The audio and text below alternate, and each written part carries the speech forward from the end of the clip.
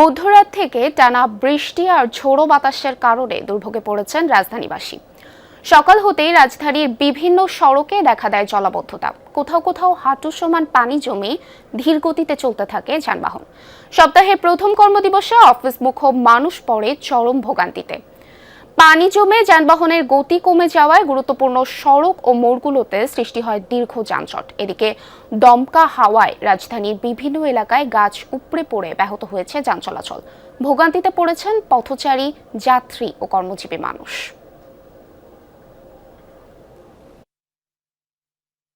আমাদের এতটাই ভোগান্তি আর ড্রেনের নোংরা পানি যে ভিজে একদম সারা শরীর ভিজে একাকার। এই জায়গাটা আরো বেশি হয়ে গেছে।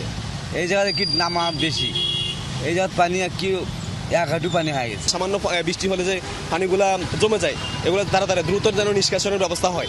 আমি সবার প্রতি দৃষ্টি আকর্ষণ করছি যে সবার অফিসে যাতে খুব লেট হয়ে যায়।